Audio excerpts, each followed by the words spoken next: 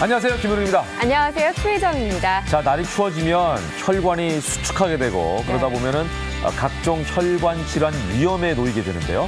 자, 오늘 화요일이라서 치유비책 시간 준비되어 있습니다. 네. 혈관 건강을 지키는 방법 알려드릴 테니까요. 많이들 기대해 주시고 오늘 집중해서 좀 봐주시길 부탁드리겠습니다. 네, 그럼 먼저 날씨로 시작하겠습니다. 요 며칠 미세먼지가 말썽이었는데요. 네. 오늘은 황사예보까지 나와 있다고 합니다. 이 시각 야외 현장 연결해보죠. 김혜영 캐스터. 네, 야외 나와 있습니다. 네, 어제도 하늘이 뿌옇던데 오늘도 그러네요. 네, 화면으로 볼 수 있듯이 이 미세먼지가 좀처럼 흩어질 기미를 보이지 않고 있습니다. 지금 서울의 초미세먼지 농도만 해도 39마이크로그램으로 평소 기준치보다 두세 배 높은 나쁨 수준을 나타내고 있는데요. 이 미세먼지 탓에 얼마 남지 않은 가을, 오늘도 마음 놓고 누릴 순 없겠습니다. 현재 충청과 전북에 초미세먼지 주의보가 내려진 가운데 중서부와 경남을 중심으로 먼지 농도가 높게 나타나고 있는데요. 낮부터는 중국발 20구의 황사까지 더해지면서 서쪽 지방을 중심으로 먼지 농도가 더욱 짙어질 수 있습니다. 이에 따라 오늘 서울 등 수도권을 비롯한 대부분 지역의 미세먼지 농도는 종일 나쁨 수준이 예상됩니다. 외출 시 황사용 마스크 필히 챙겨야 하고요. 실시간 먼지 농도도 자주 확인하셔야 합니다. 이런 가운데 내륙에 안개까지 짙게 껴 있습니다. 7시를 기준으로 가시거리가 전남 해안은 해남은 60m, 경북 성주는 70m, 충남 세종은 50m 안팎까지 좁혀져 있어 시야가 무척이나 짧습니다. 출근길 안개등 켜고 조심히 운전하셔야 합니다. 안개는 완전히 사라지지 못하고 낮 동안에도 곳곳에 방무나 연무 형태로 남겠습니다. 조금 뒤부터 낮까지 경기 북부와 영서 북부에 5mm 미만의 비가 내리겠고요. 기온이 낮은 강원 산지에는 눈이 날릴 수 있겠습니다. 중부지방 곳곳엔 빗방울이 떨어질 텐데요. 비의 양이 많지 않기 때문에 건조함을 더는데 도움을 주지는 못하겠습니다. 게다가 오후부터 서해안과 영동을 중심으로 바람이 강하게 불 것으로 예상돼 화재 위험이 높으니까요. 불시관리 잘 하시기 바랍니다.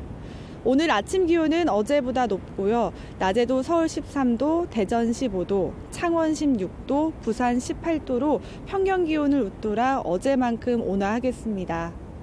당분간 대체로 맑은 가운데 날은 다시 추워지겠습니다. 변덕스러운 기온 변화에 감기 조심하시기 바랍니다. 낮엔 가을볕 아래 따사로움을 느낄 수 있겠지만 이 밤이 되면 기온이 금세 떨어집니다. 때문에 입고 벗기 편한 겉옷으로 체온 유지 잘 하셔야 합니다. 지금까지 상암동 DDMC에서 굿모닝 날씨였습니다.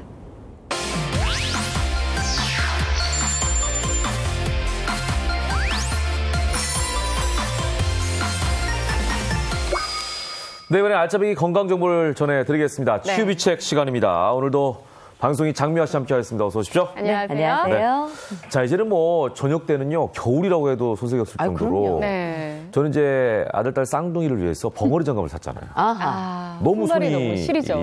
차가워지더라고요. 아이들도 그렇고 저희도 나갔다 오면 손이 너무 시리고. 네, 더 하실 거 아니에요. 어떻게 하셨어요? 저는 굉장히 차요. 마음은 네. 뜨거운데 손발이 차서 겨울이 되면 상당히 불편하고 예. 마음도 어렵고 그렇습니다. 네. 예. 그러니까요. 이제 많은 분들이 겨울철 되면은 뭐 수족냉증은 당연한 거 아니야? 조금 이렇게 여기시는 분들이 있을 것 같은데. 네. 그런데 대수롭지 않게 이 수족냉증을 방치했다가는 엄청난 일이 발생할 수도 있다고 합니다. 오늘 치유비책 주제 먼저 확인해 보시죠. 오늘 주제 겨울철 수족냉증 자칫하면 피부 괴사까지입니다. 아, 이게 괴사까지 일으킬 수 있다고 하니까 이것도 그냥 놔둬서는 안 될 일인 것 같은데 오늘 어떤 이야기인지 좀 확인해 보죠. 네, 여기 도움 말씀 네. 주실 두 분 소개해드리겠습니다. 민혜영 가정의학과 전문의 모셨고요. 그리고 김준영 내분비 외과 전문의 함께 모셨습니다. 어서 오십시오. 반갑습니다. 자, 겨울철 수족냉증은 사실 날씨가 조금만 추워도 누구나 좀 있을 수 있는 일 아닌가 이렇게 생각하기 쉽지 않나요? 아, 네. 일이죠. 그렇게 그거는 그냥 손발이 차다 정도지 수족 냉증이라고 하는 건 냉이 들어가면 엄청 차다는 얘기거든요. 저는 제가 이거 앓고 있으니까 잘 알고 있는데 굉장히 불편하고요. 네. 남들 아무도 안 불편한데 나 혼자 불편하니까 말할 수 없이 불편해요. 유난 떠는 것 같고 그래서. 맞아요. 얘기가 그렇다고 얘기할 수도 없고 얘기해도 남들은 이해를 못하고 네. 이 수족 냉증 왜 생기는 건지 그것부터 좀 여쭤보고 싶어요. 사실 원리는 좀 단순한데요. 우리 몸에 있는 이제 혈액순환이 원활하지 않게 되면 특히나 손끝이나 발끝처럼 신체 끝부분 있는 데까지 열이 잘 도달을 못하는 거죠. 그러니까 특정 부위가 남들보다 훨씬 더 과민하게 냉증을 느끼거나 네. 저리거나 통증도 느낄 수 있습니다. 근데 제가 해보면 뭐 이게 주무른다고 되는 건 아닌 것 같고 네. 따뜻하게 해주면 되는 거 아닌가? 근데 오늘 괴사까지 간다는 건 약간 좀 오버 아닌가? 이런 생각도 좀 들거든요.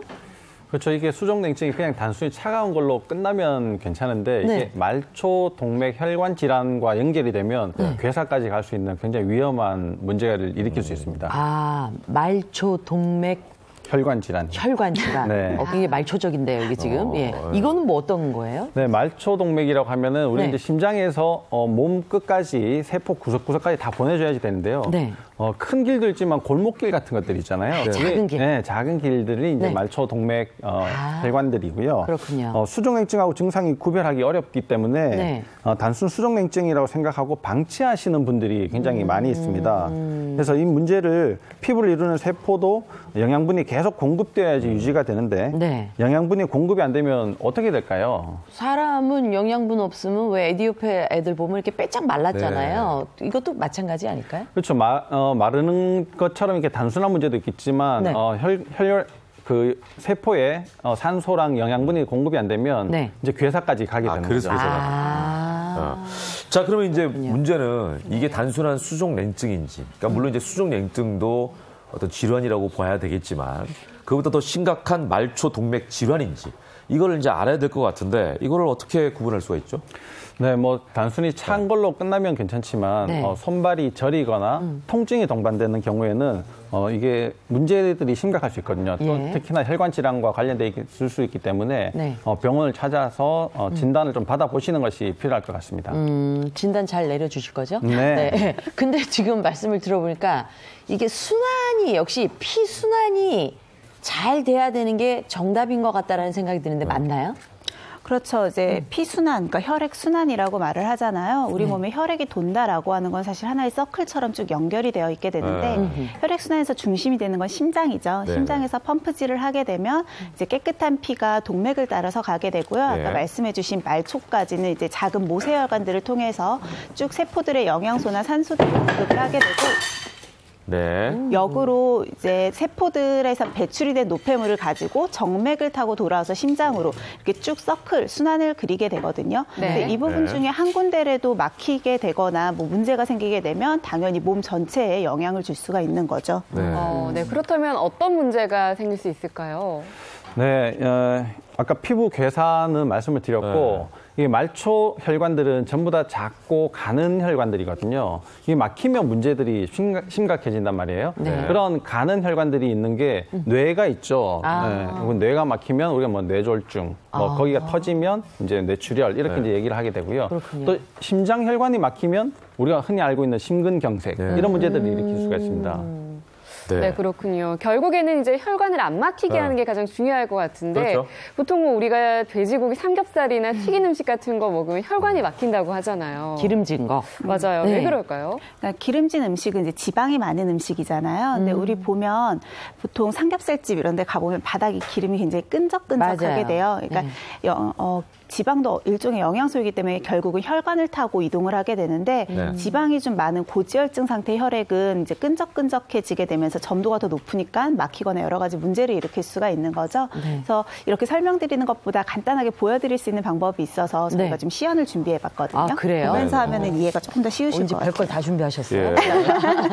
한번 뭘 갖다 주시는데. 예. 여기 이제 비커가 준비가 돼 있고. 방 실험실 같아요. 네, 피가 혈액을 이게 진짜 피는 아니고요. 그렇죠. 이렇게 예. 두 가지 형태로 준비를 했는데요. 네네. 오른쪽이 이제 평소에 있는 맑은 혈관인 거죠. 예. 그러면 보면 색깔이 좀 맑고 중간에 네. 부유물이나 이런 게 떠 있지 않고 네네. 또 끈적거림이 없이 좀 점도가 훨씬 더 낮은 상태라고 보시면 되고요. 건강한 요거는- 피예요, 그죠? 네. 요거는 이제 약간 뭐가 많이 들어가 지방이 있는. 많이 들어가면 끈적끈적한. 끈적하고 근데 공교롭게- 색깔도 좀 더 예. 하얗죠. 공교롭게 왜 제 자켓 색깔이랑 이렇게 똑같아요? 그리고 거의 자켓 색깔이랑 똑같죠? 공교롭게 네. 더 끈적일 것 같은 김현욱 씨가 끈적한 그러니까, 피를 예. 들고 있어요, 지금. 네. 그래서 저희가 이제 말초혈관이나 이런 걸 말씀을 드렸잖아요. 네. 그래서 저 직접 심장 펌프질 대신에 저희가 손으로 이렇게 해서 얼마나 혈액순환이 잘 되는지를 좀 네. 보여드리려고 하거든요. 네네네. 그래서 맑은 혈관 같은 경우는 일단 이제 건강한 피를 저희가 한번 그렇죠. 펌핑 해보는 거예요, 그죠? 심장에서 요게 이제 우리의 혈관이라고 생각하면 되는 거죠? 혈관을 타고 쭉. 모세혈관까지 쭉 얼마나 네. 잘 퍼질 수 있는 거를 그래서- 보면 네. 사실 크게 압력을 들이지 않아도 굉장히 잘 오. 빠져나가게 되죠. 그냥 꼭 고속도로네, 고속도로. 밀어주는 같은 것처럼. 모양을 네. 했을 때 쭉 원활하게 혈액순환이 되는 네. 정상의 상태인 거고요. 양이 더 요거 있었으면 해볼까요? 여기까지 싹 갔을 텐데, 그렇죠. 그죠? 지금 양이 부족해서 못 간 거고요. 끈적한 이번에는 혈액은- 김현욱 씨 자켓 색깔과 같은, 예.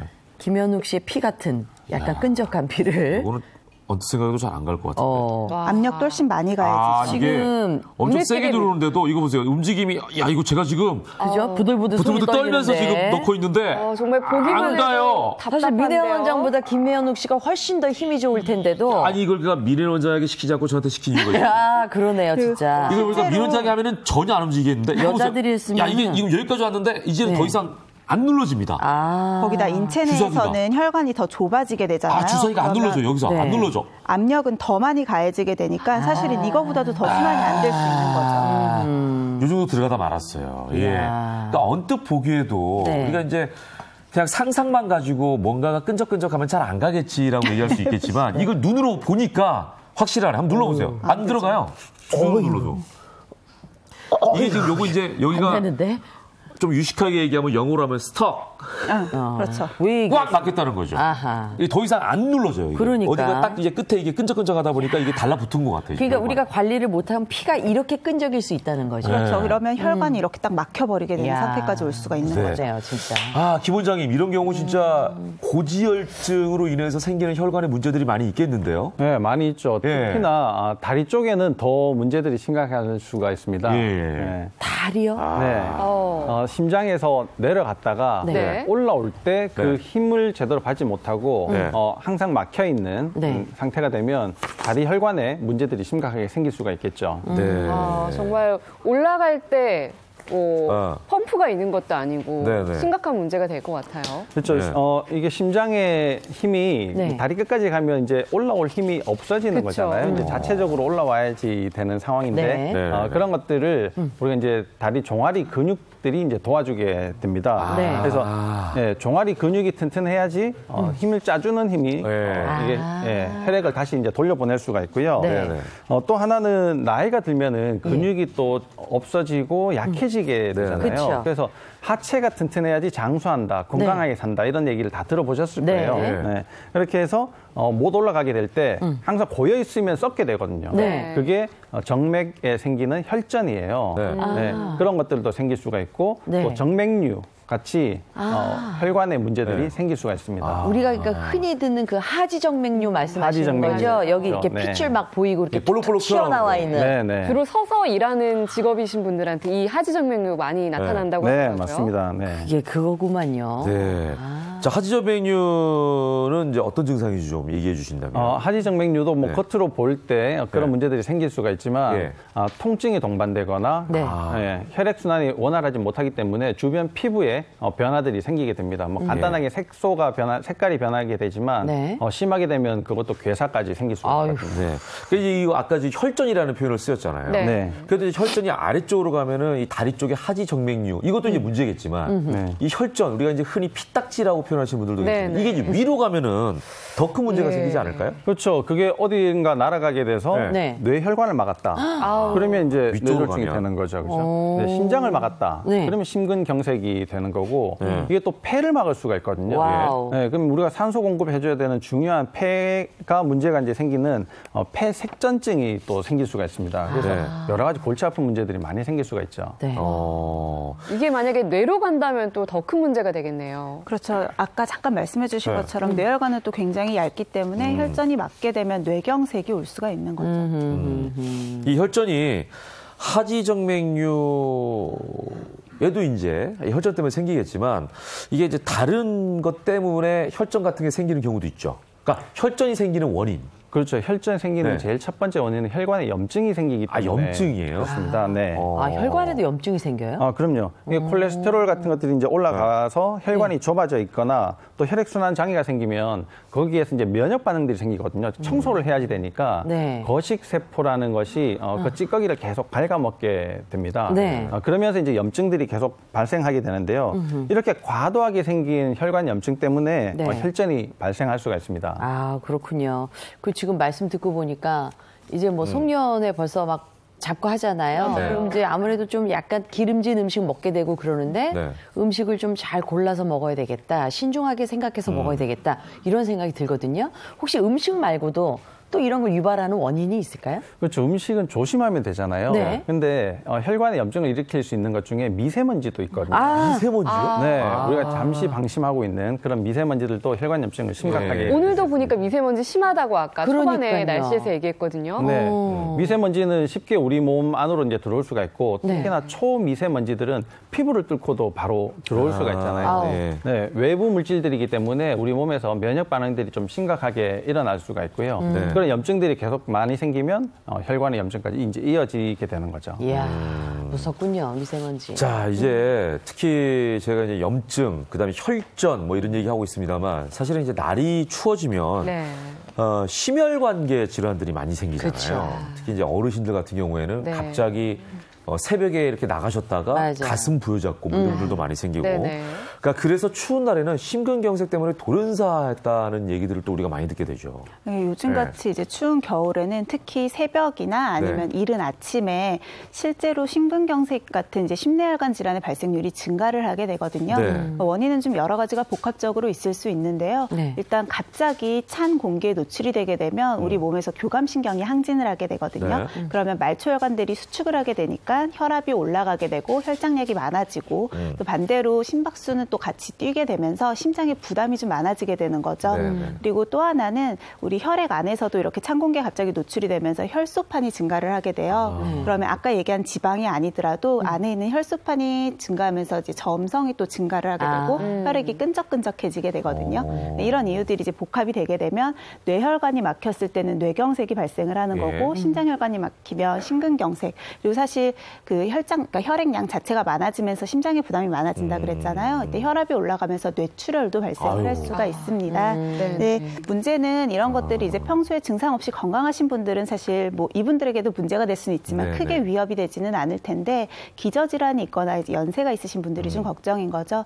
동맥경화가 있으신 분들은 특히나 심근경색이나 심장 돌연사의 가능성이 증가를 하게 되고요. 그리고 또 고혈압 있으신 분들은 뇌출혈을 조심하셔야 되죠. 그러니까 평소에 좀 질병이 없어야 돼. 그죠? 그러니까요. 특히 겨울 되고 나이가 많을수록 더 걱정이에요. 아니, 나이 드는 것도 서럽고 몸이 추운 것도 서러운데 이런 위험에 노출 정도가 더 심해진다고 하니까 이거는 진짜 어떻게 살아야 되죠? 아니, 근데 김현욱 씨는 오늘 밝은 옷 입었는데 얼굴은 점점 어두워지는 것 같아요. 일부러 좀 업시키려고 밝은 옷 입었는데 얘기를 듣고 보면은 남 얘기 같지가 않아가지고. 그러게. 남 얘기 아니실 거예요. 그래요? 왜 갑자기 또? 왜요? 그러니까 그 노인분들이 가장 이제 그런 리스크가 올라가는 거는 맞아요. 그 결과에도 많이 나와 있는데 사실 제가 봤을 땐 김현욱 씨도 굉장히 조심하셔야 돼요. 요즘 같은 겨울. 뭐 때문이죠? 아니, 왜 웃으면서 저를 그러니까 전문 용어로 왜 웃으면서 저를 먹이죠? 아직 젊은데. 몇 번 저희 방송하시면서 늘 이렇게 애주가라고 얘기를 하시잖아요. 그러니까 술을 좋아하시는 분들도 사실 겨울철 심혈관계 질환의 위험성이 굉장히 증가를 하게 되는데요. 여기다가 더 조심하셔야 되는 분들은 술만 좋아하시는 게 아니고 담배까지. 흡연까지 하시는 저는 분들이 담배는 안 하는데. 다행히 담배는 조금 다행이시네요. 네. 그러니까 아무래도 음주를 많이 하게 되면 다음날 심장에 부담이 가면서 이제 부정맥이 발생할 확률이 증가를 하게 되거든요. 그리고 또 탈수 상태나 이런 것들이 오면서 혈관 건강에도 문제가 끼칠 수 있고 심장에다가 영양분이나 산소를 공급하는 동맥을 관상동맥이라고 하는데요. 네네. 술을 먹은 다음 날에는 이제 관상동맥이 수축을 하는데 일반적인 수축이 아니고 경련을 하면서 아예 좁아지는 이제 그런 수축 형태가 되면 허혈성이라고 하죠. 그러니까 심장 쪽으로 혈액이 충분히 공급이 되지가 않는 거예요. 그러면서 협심증이나 심근경색과 같은 허혈성 심질환의 가능성이 증가를 하게 되고요. 네. 사실 이 상태에서 담배까지 피우신다고 하면 니코틴이 들어가게 되면서 역시 교감신경이 항진이 되게 되고 혈관 수축이 더 활발하게 이루어지니까 허혈성 손상이 훨씬 더 커질 수가 있는 거죠. 그러니까 술 마시는 상황에서 담배까지 피우면 거기다가 이제 불에다가 기름을 깨우는 경우. 근데 대부분 흡연하시는 분들이 술 드시면서 흡연을 같이 많이 하시거든요. 그렇죠. 그래서 위험한 거죠. 거기에 또 그 기름진 것까지 먹고 원래 동맥경화나 고혈압이 있었고 이러면은 굉장히 지금 그 확률이 높아지는 건데 사실 지금 보니까 심근경색이나 그 뇌졸중 같은 거는 시간을 다투는 거 아닌가요? 맞아요. 했을 때 그렇죠, 빨리 그렇죠. 살려줘야 살 수 있는 병 아닌가요? 많이 들어보셨을 거예요. 그래서 이제 뭐 가정에서도 뭐 CPR이나 이런 것들을 해야 된다라고 얘기를 많이 이제 듣는 게 바로 심근경색 때문인데요. 골든타임이라고 하죠. 심근경색은 사실 이 골든타임을 지켜서 빨리 병원에 도착하는 게 생존율에 굉장히 중요한 영향을 끼치고요. 심근경색은 대부분 증상이 발생을 하면 증상 발현으로 한 1시간 이내에 사망률이 올라가게 되거든요. 거의 발견을 하자마자 바로 치료가 가능한, 그러니까 일반 응급실 말고 사실은 바로바로 이런 인터벤션이 가능한 좀 큰 규모의 응급실로 빨리 가시는 게 가장 중요합니다. 그래요? 실제로 제가 그저께 결혼식장에 가서 네. 진짜 오랜만에 아는 형을 만났거든요. 근데 보자마자 야, 건강 조심해야 된다. 내가 살짝 뇌출혈이 와가지고 네, 바로 그냥 잡아서 자기는 좀 괜찮아졌다. 근데 네. 시력이 안 좋아졌다고 그러더라고요. 네, 시력이 떨어졌다고. 그 짧은 순간에. 네, 그런데도 초기에 잡아서 자기는 괜찮았다고 이러면서 야, 건강 조심해야 돼. 그러면서 담배 피더라고요. 아이고.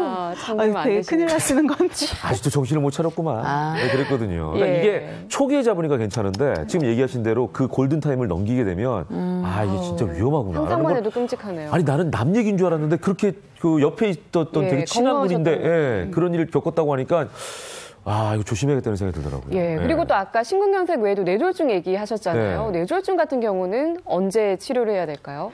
골든타임이 역시 있겠죠? 그렇죠. 역시 골든타임이 있는데요. 네. 사망률의 그 시간으로 따지면 심근경색보다는 조금 길 수 있지만 잠깐 뇌출혈 얘기하신 것처럼 네. 굉장히 짧은 시간에 빨리 치료를 한다고 해도 후유증이 남을 수 있거든요. 네. 역시 사망률도 증가를 할 수 있기 때문에 가급적 증상에 의심이 되면 바로 119 신고를 하셔서 병원을 찾아가시는 게 좋겠고요. 네. 중간에라도 뭐 넥타이나 허리띠처럼 이렇게 몸을 조이는 게 네. 있으면 풀어주시는 게 좋고 네. 뇌졸중은 또 하나 의식을 잃는 경우가 많아요. 네. 그래서 의식이 없다거나 내지는 의식이 없는 상태에서 구토를 하거나 하는 경우에는 똑바로 눕히신 다음에 고개만 옆으로 돌려서 기도를 좀 확보를 하고 네. 토사물이나 혀가 말려 들어가지 않도록 아이고야. 좀 그 기도 확보를 하는 것들도 굉장히 중요합니다. 그러니까 뇌졸중이 자기가 온다라고 뭐 느끼거나 이러면 자기가 막 전화하면 좋은데 그쵸. 지금 얘기하신 대로 뇌졸중이 갑자기 오면은 순식간에 의식을 잃을 수가 있잖아요. 그쵸. 근데 그 옆에 있는 사람들의 어떤 그 상황 대처가 굉장히 중요할 그래, 것 같아요. 맞아. 굉장히 중요한데 우리 드라마나 영화에서 네. 그렇게 의식을 잃고 쓰러지면 찬물을 붓는 경우가 많잖아요. 뺨을 때리거나. 뺨 때리거나 네, 찬물 일어나! 붓거나 막 이러면서. 예, 네. 그러면서 이제 일상생활에서도 주변에 누가 그렇게 의식 잃고 쓰러지면 물을 부어버리시는 경우들이 많은데 네, 네, 네. 사실 혈관 질환이잖아요. 급작스러운 온도 변화나 이런 것들이 좋지가 않을 뿐더러 물을 먹인다거나 내지는 그러니까 급하게 막 의식 차리겠다고 물 먹이거나 우황청심환 같은 약 네. 같은 것들을 먹이는 경우가 있어요. 근데 뇌졸중 같은 경우는 삼킴 장애가 같이 동반이 되는 경우가 많고요. 또 의식이 없는 경우에는 당연히 본인이 삼킬 수가 없기 때문에 네. 억지로 뭔가를 먹으면 기도 쪽으로 넘어갈 수 있어요. 그러니까 기도가 막힌다거나 나중에 흡입성 폐렴이 올 수 있기 때문에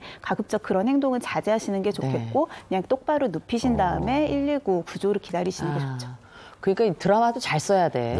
그죠? 드라마 작가들도 약간 상식을 가지고 네. 이게 때리거나 물 붓는 거 이런 거 쓰면 안 되겠어요. 좀 극적으로 써야 되니까 그런 경우도 있겠죠. 아니, 그래도 도움이 돼야지. 하여튼. 근데 지금 심근경색하고 뇌졸중 저희가 사실 좀 겁먹었거든요. 말씀 들으면서. 근데 얘네가 갑작스럽게 온다고 생각하지만 네. 이것도 전조 증상이 있지 않을까 이런 생각이 좀 들어요. 어떨까요? 맞아요. 사실 뭐 소리 없는 살인자 뭐 이런 얘기를 들었으니까 네네. 갑자기 닥칠 거라고 생각하시는데 네. 경우에 따라 다르긴 하지만 대다수의 뇌졸중이나 심근경색은 이미 전조 증상을 보이는 경우들이 많이 있거든요. 네. 특히 이제 뇌졸중 같은 경우는 크게 오기 전에 작게 오는 경우들이 있어요. 증상들이. 근데 보통 갑자기 한쪽 팔다리가 힘이 떨어지거나 마비가 됐다가 저절로 풀리거나 하는데 회복이 됐으니까 괜찮겠지라고 네, 생각하시는 네. 분들이 계시거든요. 근데 갑자기 한쪽 팔다리 힘이 풀렸다거나 네. 내지는 갑자기 표정이 잘 안 지어지거나 말이 잘 안 나오는 경우도 있고요. 어눌해지는 경우. 네, 침이 잘 삼켜지지 않아서 침이 흐르는 경우 이런 식의 증상들이 뇌졸중의 전조 증상들 내지는 뇌졸중 자체의 증상일 수가 있습니다. 그래서 회복이 그러니까 일단 증상이 느껴지면 바로 병원을 찾아가시는 게 좋고 네. 내가 이런 증상이 있다가 회복이 됐다고 해도 네. 아 이제 괜찮아졌겠지가 아니고 반드시 병원에 방문하셔서 정밀 검사를 받아보시는 것이 좋습니다.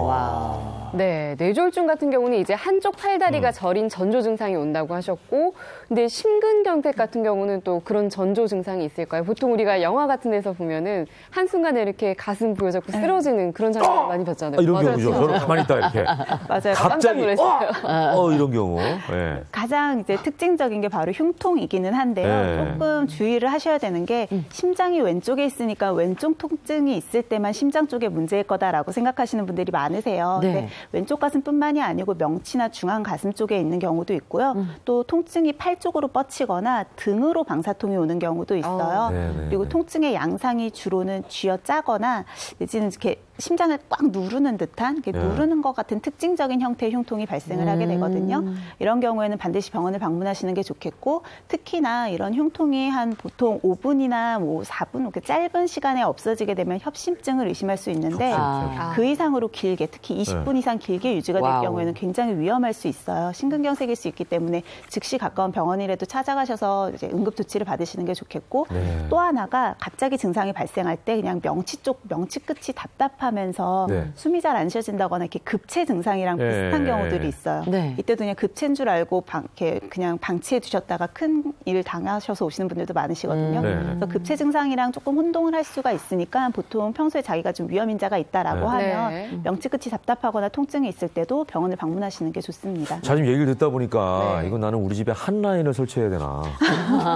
병원이랑 바로 연결될 수 있게 막 이런 생각도 들고 이제 네. 별 그 상상이 다 되는데요. 말씀을 듣고 보니까 결론적으로는 진짜 혈관 관리, 그렇죠. 혈액이 잘 흐를 수 있도록 네. 내가 평소에 좀 관리하고 신경 쓰고 운동하고 좀 이런 게 중요하다. 너무 중요할 것 같아요. 이런 생각이 듭니다.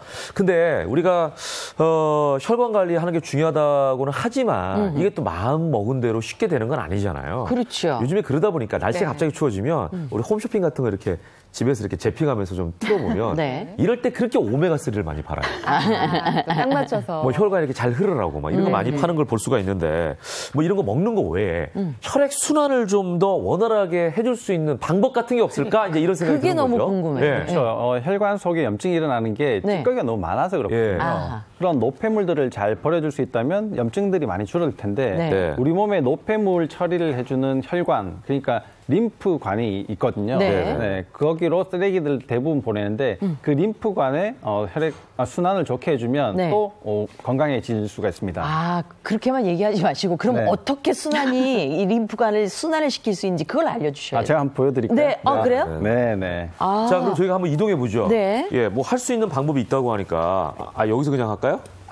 여기서 이렇게 서서. 예. 물을 많이 먹으라는 건가요? 네. 물병을 2개씩이나 주셨는데. 네, 물도 드시면 좋죠. 네. 이렇게 좋은데 이렇게. 림팩은 네. 목, 겨드랑이, 네. 그다음에 오금 여기 쪽에 많거든요. 예. 그런데 오늘은 해볼 거는 겨드랑이 쪽 네. 림팩 백을 좀 해보겠습니다. 겨드랑이. 우선 생수병을 생수를 양쪽에 이렇게 좀 끼워 보세요.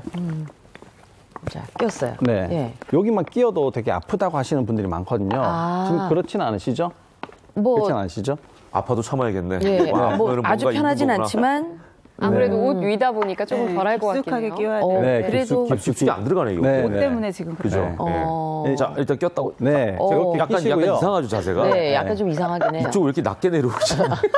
지금 자켓 때문에. 그러니까 자켓 그런 때문에 것 이게 같기도 안 하고. 올라가요. 네, 여기에 또 맞는 생수병들 조그만한 거 찾으시면 되거든요. 네, 이게 네. 꼈어요. 그냥 이렇게만 끼고 네, 있어도 이렇게 돼요? 끼고 네. 팔을 좀 이제 움직여 주시면 되거든요. 아, 팔을 어떻게 움직일까요? 팔을 네. 우선 요렇게 마사지를 좀 해주셔도 되고요.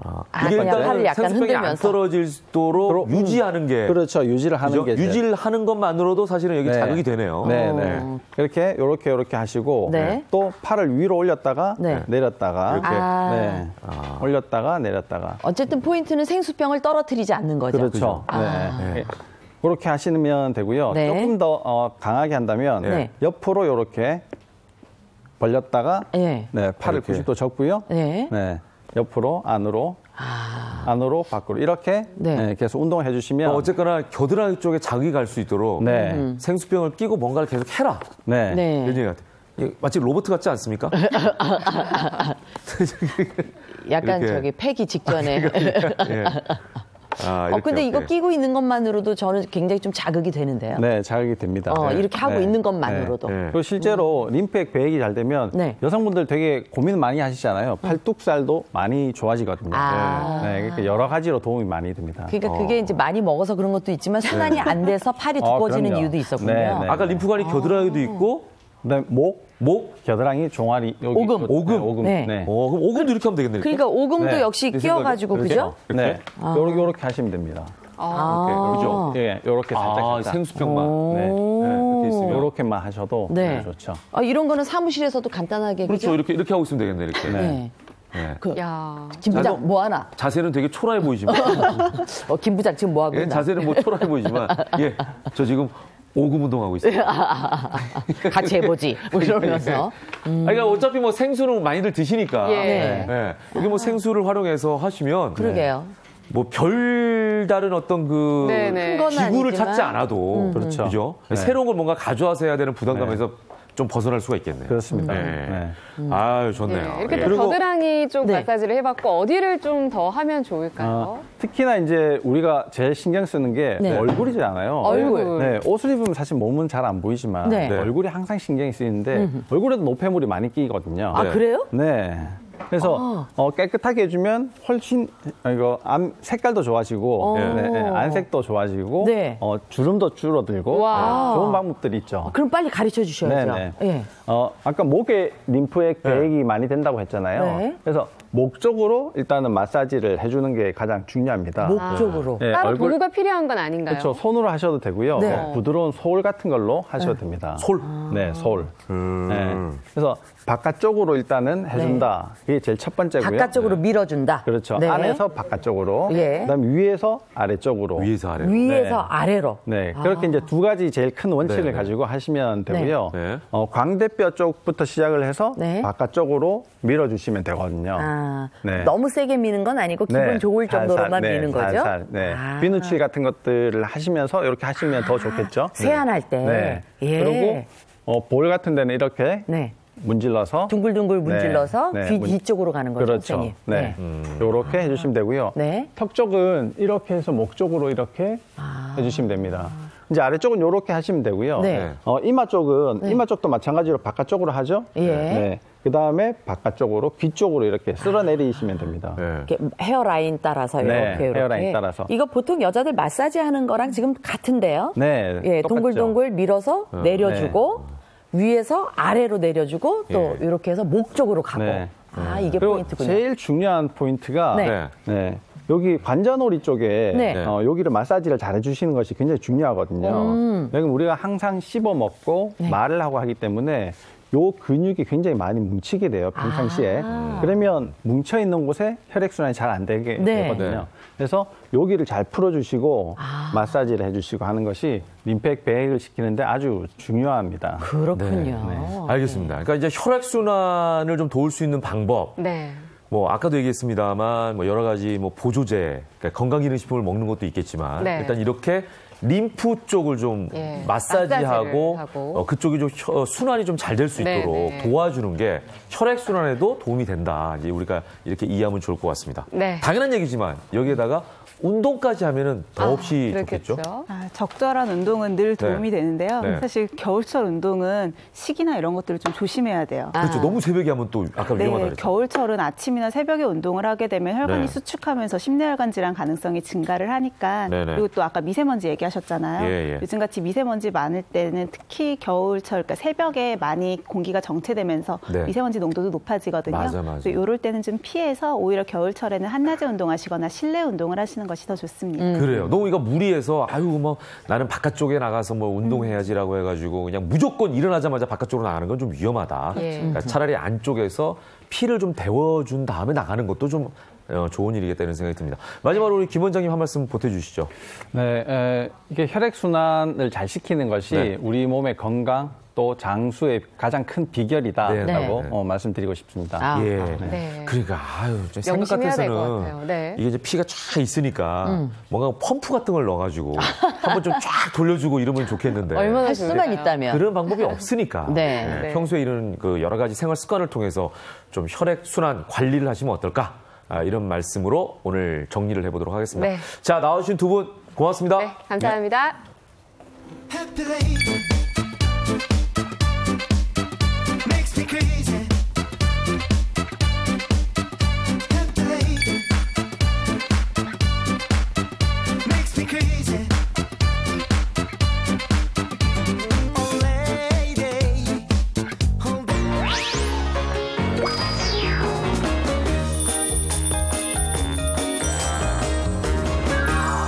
자, 이번에는 생활 속에서 우리가 겪을 수 있는 사례들을 통해서 법에 대해서 알아보는 시간입니다. 잘 사는 법. 오늘도 함께 하겠는데요. 장미아 씨는 계속해서 함께 해주시겠고요. 오늘 신은숙 변호사 나오셨습니다. 어서 오십시오. 어서 오세요. 네, 오늘도 저희 굿모닝 앞으로 사연이 한 통 도착했습니다. 장미아 씨께서 준비하셨죠? 네, 저는 강남에 살고 있는 30대 주부입니다. 김장철이잖아요. 올해도 어김없이 친정엄마가 너무나 감사하게도 김장을 해서 보내주셨어요. 그런데 김치를 받아보니 세상에 김치가 일부는 없어지고요. 나머지는 상해서 먹을 수가 없게 됐어요. 그래서 너무나 속상한 마음에 제가 택배 회사에 전화를 했습니다. 렐렐렐렐렐렐렐레. 여보세요? 네, 여보세요. 굿모닝 택배회사입니다. 뭘 도와드릴까요? 아니, 제가 택배를 김치를 받았는데요. 김치가 3분의 1은 없어지고요. 그리고 나머지는 포장을 다시 한 것 같은데 그 부분은 또 상해갖고 다 먹을 수가 없거든요.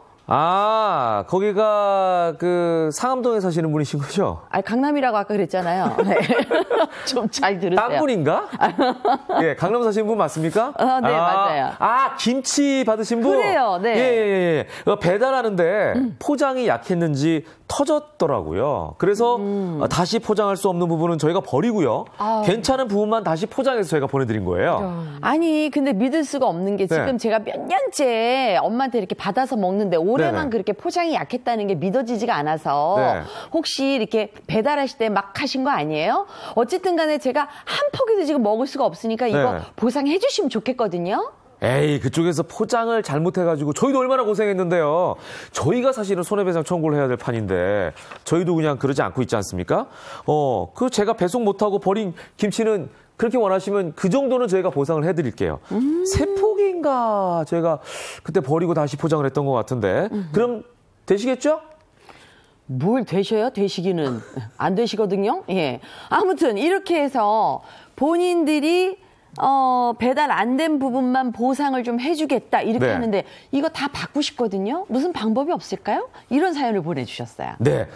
자, 요즘이 실제로 김장철이고 많은 이제 부모님들이 김치를 많이 담그신 다음에 김장한 다음에 자녀들에게 보내시잖아요. 물론 가까운 데는 직접 가시는 분도 계시겠지만 먼 곳은 이제 택배라고 하는 좋은 시스템이 있으니까 이걸 통해서 보내게 되는데 결론적으로 이런 경우에 택배회사에서 이걸 다 보상을 해야 됩니까? 어떻게 해야 되죠? 택배사에서 전부 보상을 해야 될 경우가 있습니다. 아, 그래요? 다만 이제 몇 가지 요건을 살펴보셔야 되는데요. 예. 원래 택배사는 그 운송자가 이 택배를 보내겠습니다라고 해서 현장에 택배를 수거하러 갔을 때 네. 포장 상태를 점검을 해야 됩니다. 의무가 있는 건가요? 예, 택배사 입장에서. 점검을 해서 이것이 운송하기에 부적당하다라고 네. 하면 재포장을 요구할 수 있고요.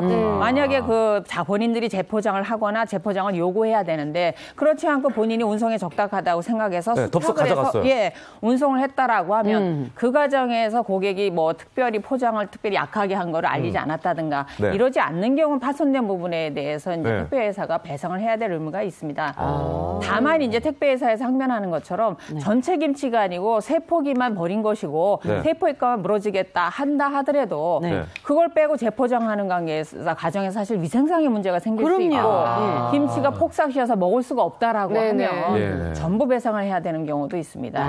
따라서 고객도 이 김치 같은 걸 보낼 때 포장을 단단히 하셔야 되고 네. 이것이 파손 없이 운송이 가능한지 확인을 받아두시는 게 좋습니다. 그런 걸 또 확인을 해야 되겠군요. 그러네요. 제가 아는 분은 그 제주도 놀러 갔다가 귤을 너무 맛있으니까 네네. 5박스를 사서 저희 집으로 택배를 보내주세요 하고 돈을 내고 온 거예요. 네. 근데 와서 보니까 3박스만 오고 나머지는 파손이 돼서 못 먹게 된 거예요. 그 보상을 해달라 그랬더니 무슨 소리냐. 포장 상태가 좋지 않았다. 이렇게 얘기를 했다는 거죠. 근데 이거는 본인이 사서 포장을 한 것도 아니고 그렇죠. 업체에서 그냥 바로 보낸 거잖아요. 네. 이런 경우도 어떻게 보상을 받을 수 있을까요? 그러면 이거는 업체에서 보상해야 되는 건가요? 택배회사에서 보상? 그러네요. 원칙적으로 애매한데요. 택배 회사에서 해야 됩니다. 이것도 택배 회사. 왜냐하면 앞전에도 설명을 드렸지만 택배 회사 자체는 운송에 적합한지를 본인들이 검사를 해서 재포장 요구를 했어야 됨에도 하지 않았다라고 하면 적당하다고 봐서 수탁을 한 것이기 때문에 네. 보통은 택배 회사가 그 책임을 져야 되는데 이때 고객이 이제 걱정이 드는 게 하나 있죠. 그러면 포장이 잘 됐다 잘못됐다를 올 때 도착할 때 훼손됐다를 내가 그럼 입증을 해야 되는 것이냐.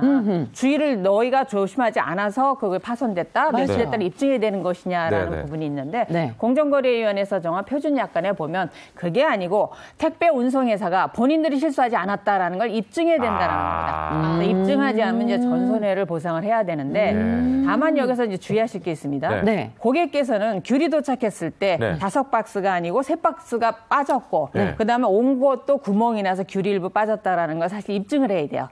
그래서 택배를 받을 때 파손이 됐다라고 하면 바로 그냥 사진을 찍거나. 그렇죠. 택배를 가져다 준 그 기사분한테 파손됐다는 걸 확인을 받아두거나 네. 아니면 포장을 뜯는 과정을 동영상 등으로 찍어놔서 그 입증 과정을 정리해 놓으시는 것이 좋습니다. 그냥 사진 말고 동영상. 예, 왜냐하면 택배 기사께서는 내가 가져다 줄 때는 정상이었습니다. 이런 그 발뺌할 논란이 수가 있을 수 있으니까. 있어서 고객께서 그 파손된 채 왔다라는 것 자체는 증거를 좀 확보해 두실 필요가 있습니다. 그렇군요. 요즘에 이제 택배로 운송을 하는 것들이 워낙 네. 종류가 다양하잖아요. 그렇죠. 이거 실제로 저도 이런 경험이 있는데 네. 술 같은 거를 택배하는 경우가 있거든요. 병이 들어있잖아요. 네, 병이잖아요. 그러면 이제 우리가 이걸 보낼 때는 사실은 그 영어로 이제 프리자일 뭐 이렇게 써 있고 파손 주의 이렇게 해가지고 붙이기도 하잖아요. 네. 그렇죠. 그러고 나서 택배를 했는데도 불구하고 이제 이게 파손이 돼 있는 경우에 이런 경우에 보상해달라고 했는데 거기서는 뭐라고 그러냐면 주류 파손 면책이기 때문에 배상을 못한다. 이렇게 얘기하는 경우가 네네. 있는데 술은 파손 면책 대상인가요? 그렇지 않습니다. 그건 택배회사의 생각이죠. 그렇습니다. 너무 명쾌하시다. 네, 네. 약관법이 있어요. 약관 규제 네. 등에 관한 법률에 있어서 고객한테 일방적으로 불합리한, 불리한 조항은 무효로 하게 돼 있습니다. 물론 개별 약정이 있을 경우에 개별 약정이 우선하기도 하지만 그러면 술에 대해서 본인들이 수탁을 해놓고 깨져도 그만이라는 얘기냐는 거죠. 그렇지 않다는 거죠. 일단 수탁을 했으면 그에 대한 책임을 져야 되고 물론 이제 운송을 거절할 수 있는 품목들이 있습니다. 화약물이라든가 동물의 사체라든가 아이고야. 이렇게 부정확정한 것은 이게 거절을 할 수가 있어요. 네. 근데 술이라고 해도 거절하지 않고 본인들이 보내주겠습니다 하고 네. 돈을 받았고 네. 또 거기에 대해서 깨질 수 있으니까 운송비를 조금만 더 주세요.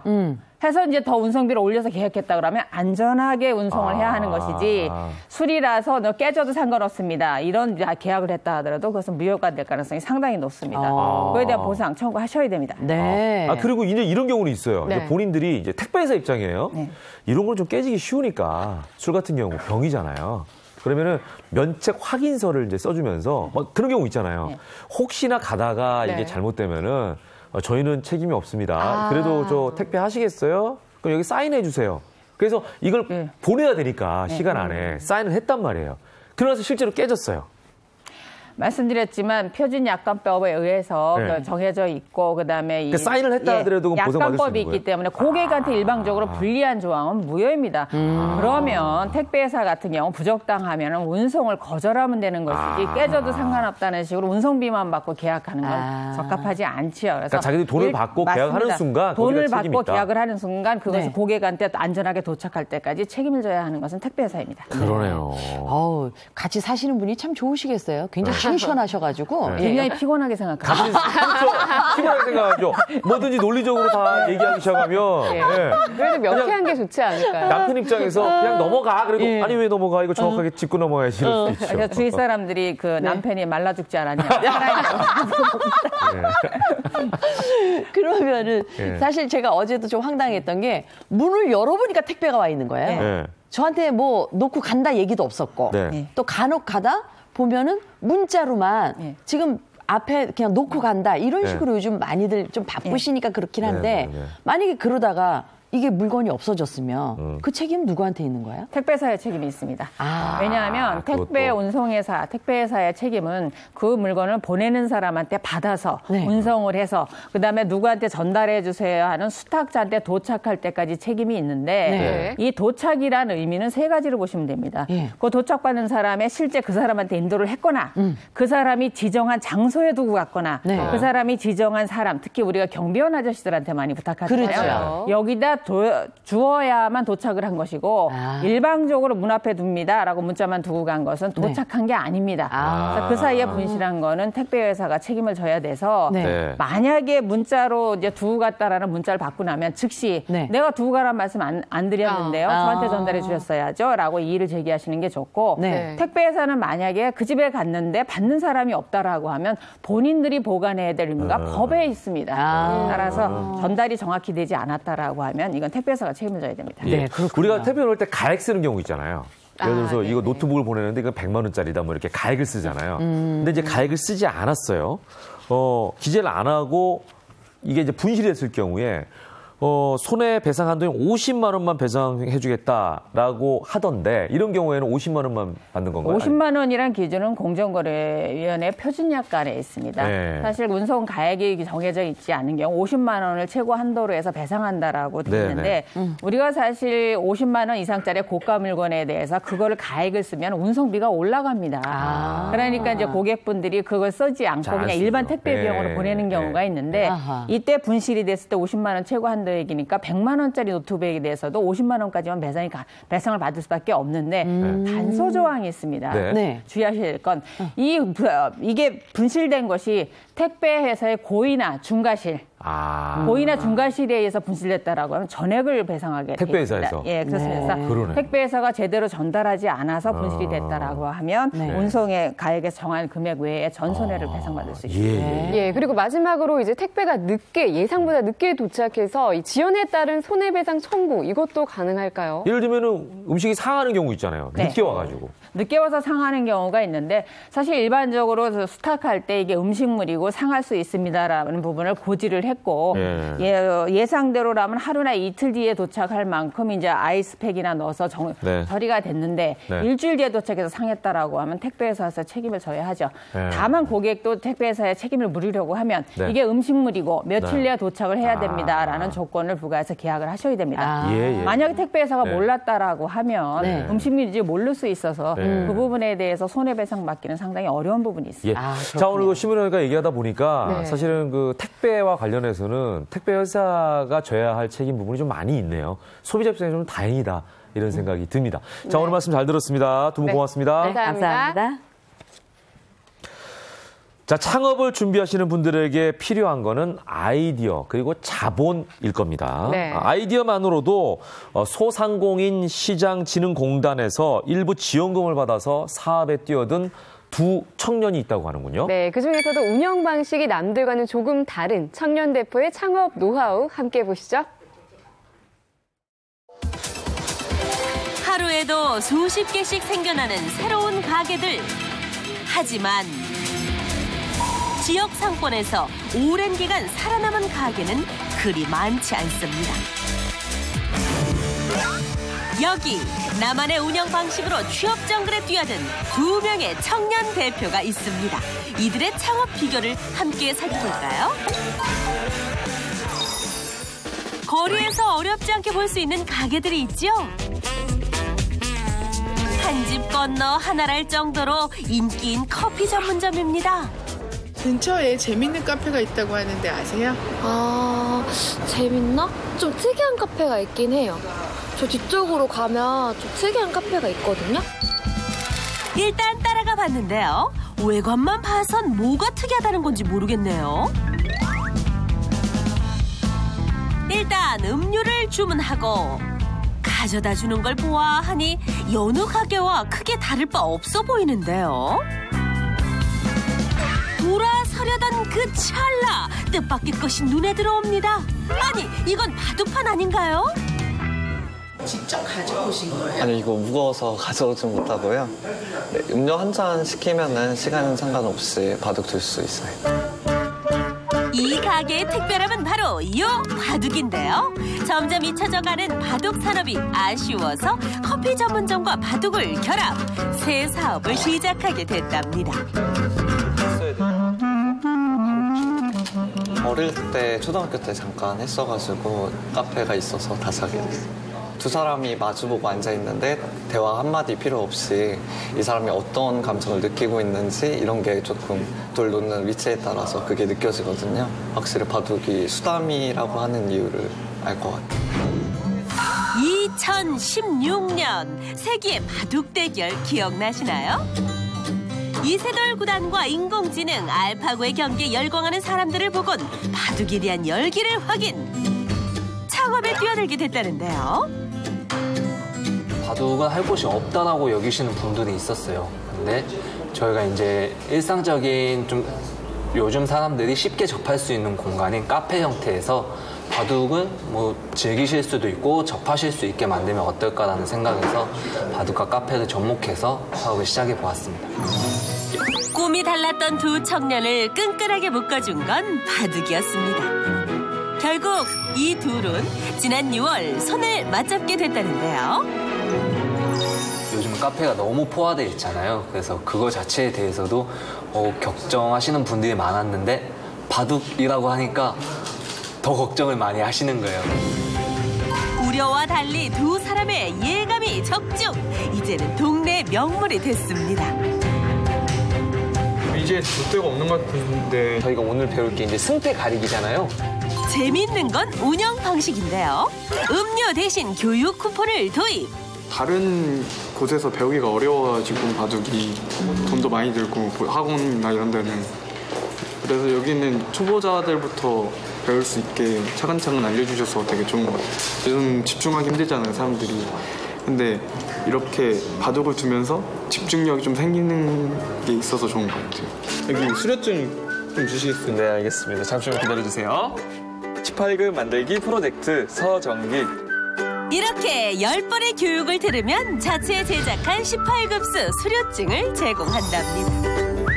어디 그 분위기예요? 바둑 전문가들을 가게로 초청. 새로운 바둑 게임을 만드는데요. 완성되면 누구나 쉽게 바둑을 배울 수 있겠죠. 아이들한테 좀 더 쉽게 다가가고 재밌게 인식을 시켜주고 싶으면 아이들이 좋아하는 게임 형식으로 교육을 같이 접목시키면 좋겠다 생각을 해서 기존의 유명한 보드게임을 활용해서 좀 더 저희 바둑적인 이미지를 넣어서 이렇게 개발을 하게 되었습니다. 영업시간 중에 어딜 가시나 했더니 그의 발길이 멈춘 곳은 선배가 운영하는 바둑학원입니다. 선배의 조언을 참고해 바둑 사업을 키워가려는 건데요. 바둑을 좀 더 쉽게 접할 수 있는 그런 창구가 많아진다는 것 쪽에서는 상당히 바람직한 현상이고 좀 더 많아져서 일반인들이 바둑을 쉽게 접할 수 있는 좋은 기회가 된다고 생각합니다. 마감이 얼마 남지 않은 시각. 아들, 잘 지냈어? 너무 오랜만에 보시네. 너무 오랜만이야. 아들이랑 아들 친구가 지금 여기서 이제 카페를 오픈했는데 잘 못 와봤어요. 저녁도 같이 먹고 오늘은 하루 종일 우리 아들이랑 좀 이따가 가려고 그런 생각을 하고 왔습니다. 창업 초기 반대했던 게 마음에 걸렸던 엄마는 이제야 아들들과 편하게 앉아 따뜻한 식사를 합니다. 걱정을 하기는 했지만 두 친구가 굉장히 창의적이라고 저는 생각을 하거든요. 그리고 독창적인 그런 아이템을 갖고 있지 않았나 생각을 해가지고 마음속으로 너무 축하와 응원의 박수를 보내고 싶더라고요. 일단 바둑 시장이 엄청 커졌으면 좋겠어요. 저희 말고도 경쟁사들도 많이 나와서 바둑 시장 자체가 엄청 커졌으면 좋겠고 뭐 디자인이나 교육이나 IT적인 요소들을 계속 접목을 시켜서 좀 더 바둑을 일상에서 쉽고 재미있고 편하게 접할 수 있도록 하는 게 저희의 목표입니다. 운영 방식을 새롭게 한 두 청년 대표의 앞날을 응원합니다.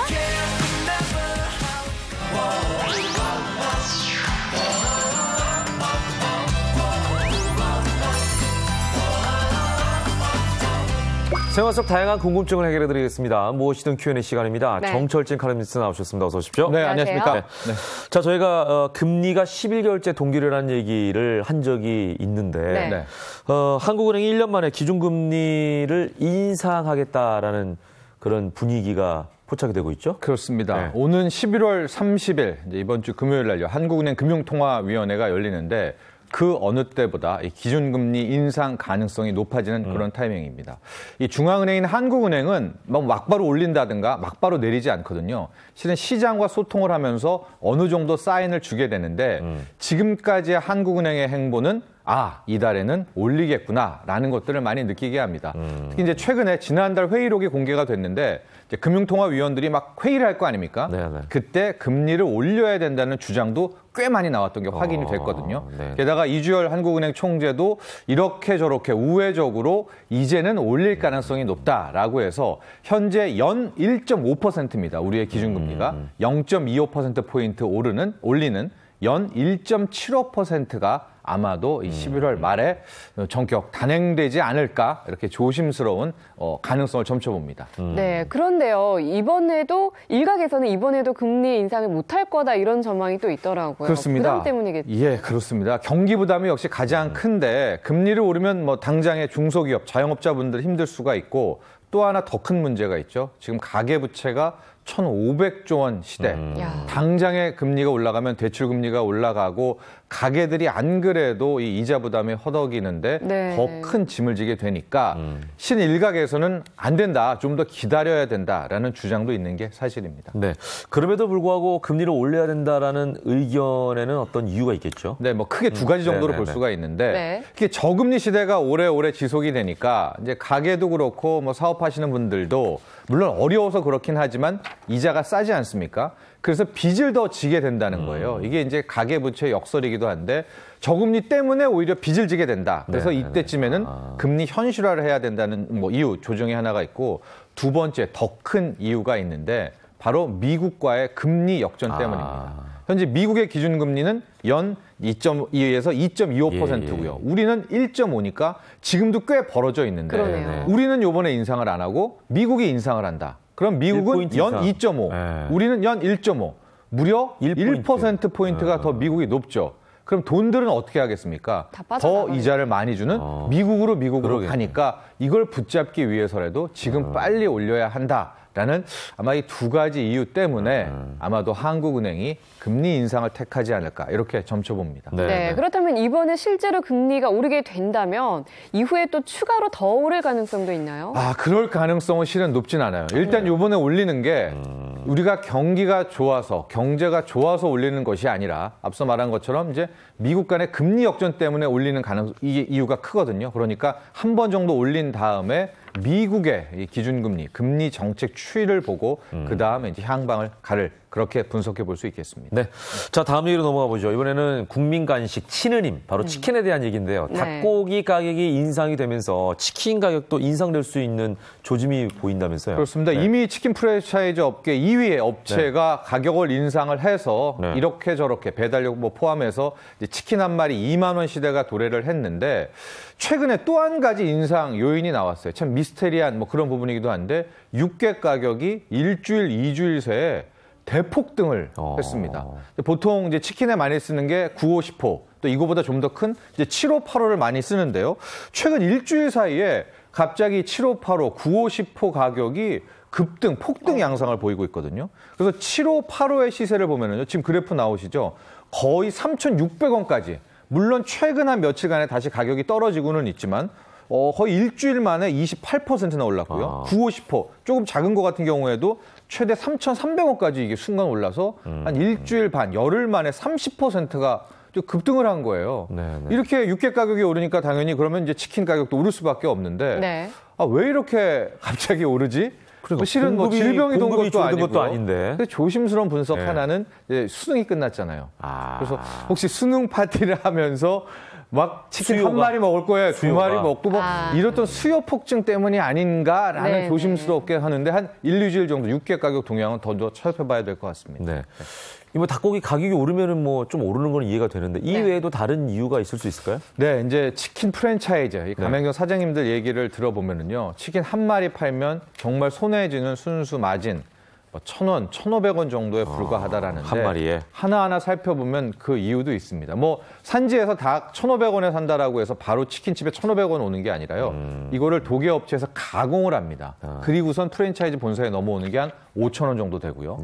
이제 여기에다가 소위 말하는 부재료, 뭐 기름 같은 거 써야 되죠. 거기에다 배달 앱 수수료, 배달 수수료, 또 알바 써야 되니까 인건비, 뭐 건물이면 임대료 내야 되지 않습니까? 그러니까 이런 것들을 다 빼고 나면 이해가 안 되는 건 아니네요. 예, 그래서 1,500원 떨어지니까 이제 치킨 2만 원 혹은 그 이상을 가격을 올려야 된다라는 게 가맹점주분들의 입장입니다. 예, 결국 소비자들의 부담이 커질 수밖에 없을 것 같은데 앞으로 우리가 이 치킨 가격을 좀 낮추려면 어떤 노력이 필요할까요? 거품을 쭉 빼야 될 것 같아요. 그 유통 과정 속에서 가령 뭐 독일 가공 업체에서부터 좀 기름도 빼고요. 배달앱 수수료, 배달 수수료 문제 이런 것들이 하나하나 또 본사 로열티 문제, 거품을 좀 제거해야만 실은 이제 치킨집도 더 이상 가격을 안 올리고 버틸 수 있지 않을까 또 이렇게 분석해 봅니다. 그러니까 유통 구조를 조금 더 개선해야 되겠죠. 개선해야 될 필요성이 있을 것 같습니다. 영상을 보는 이슈 전해주시죠. 네, 어제 가장 큰 뉴스가 카드 수수료 인하 개편한다는 얘기였었습니다. 이제 매출 5억에서 30억대 분들도 우대 수수료를 적용받을 수 있게 된다라고 하는데요. 하지만 이 카드사들은 이렇게 하면 우리는 어떻게 하느냐 또 반발하고 있고요. 반면에 이제 소상공인 분들은 환영의 뜻을 보이고 있는데 관련 내용 영상을 통해서 확인하시죠. 연매출 5억 원이 넘는 편의점주 A씨는 5억 원 미만에게만 적용되는 카드 수수료 인하 혜택을 받지 못합니다. 게다가 매출 절반 가까이가 세금 비중이 높은 담배에 집중돼 카드 수수료 부담이 크다고 호소합니다. 담배가 4,500원인데 정작 저희가 뭐 세금 떼고 못 떼고 하면은 200원? 뭐 이 정도? 그런 입장에서는 제일 타격받는 게 솔직히 편의점이 좀 많죠. 정부와 여당은 이런 매장들도 카드 수수료 인하 혜택을 받을 수 있도록 연매출 30억 원까지 카드 수수료 우대 대상을 확대하기로 했습니다. 이번 안대로면 이미 수수료가 사실상 없는 연매출 5억 원 이하를 포함해 5억 원에서 30억 원 이하의 카드 가맹점도 수수료율이 1% 초중반대로 대폭 낮아집니다.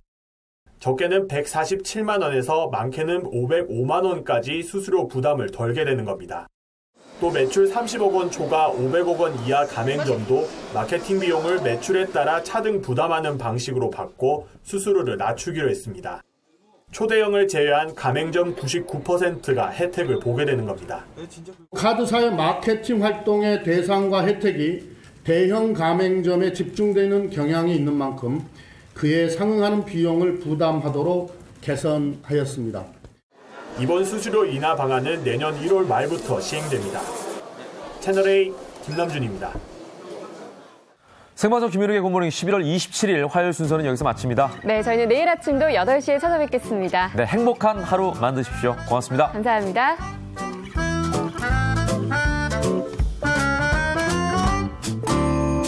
Swing, swing.